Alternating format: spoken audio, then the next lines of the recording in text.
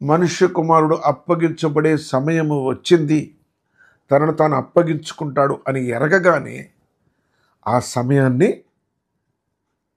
ఆసరా చేసుకొని యోధా ప్రయత్నాలు స్టార్ట్ చేసినాడు.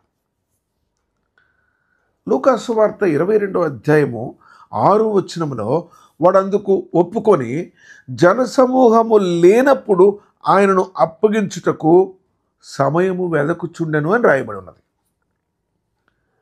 ప్రియులారా, జనసమూహం ఉన్నప్పుడు కాదట, లేనప్పుడు అప్పగిస్తాడట. ఇవన్నీ అతని ఆలోచనలు తీసుకెళ్ళి ప్రధాన యాజకుల ముందు పెట్టాడు. మరుక్షణమే 30 వెండి నాణెములు తూచి అతనికి ఇచ్చేసినారు.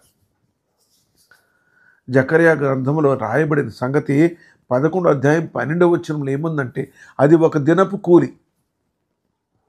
నిర్మకాండం 21వ అధ్యాయం 32వ వచనంలో ఏమున్నదంటే, ఎద్దు పొడిస్తే ఆ యజమాని 30 వెండి నాణ్యాలు చెల్లించాలి. అది ఒక పనిష్మెంట్. అలాంటిది ప్రియరా, ఎంత బాధకరమైన సంగతి ఇది. లంచాలు ఇస్తారట వారు. యెషయా గ్రంథము 56వ అధ్యాయము 11వ వచనంలో ఏముందంటే, కుక్కలు తిండికి ఆతురపడును, ఎంత తినను వానికి తృప్తి లేదు. ఈ కాపరులు అట్టివారే, వారు దేనిని వివేచింపజాలరు. వారందరూ తమకిష్టమైన మార్గమును పోదురు. ఒక్కడు తప్పకుండా అందరూ స్వప్రయోజనమే విచారించుకుందరు. ప్రియరా, అతని గొప్ప బలం ఎక్కడున్నదో అని సంసోనును లాలన చేసింది అట దెలీలా. లేకుంటే అది దొరికేది కాదు, ఆ మర్మం తెలిసేది కాదు.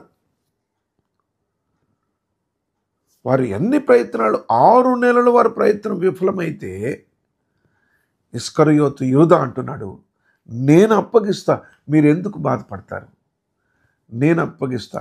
సమయం నాకు తెలుసు, స్థలము నాకు తెలుసు, ఎవరు లేనప్పుడు మీరు రావాలి.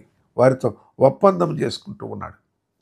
తిమోతికి రాసిన మొదటి పత్రిక 6వ అధ్యాయము 9వ వచనములో మరి తిమోతికి రాస్తూ, ధనవంతులకు అగుటకు అపేక్షించువారు శోధనలోను ఊరిలోను అవివేకయుక్తములను హానికరములైన అనేక దురాశలలోనూ పడుదురు. అవును కాదా?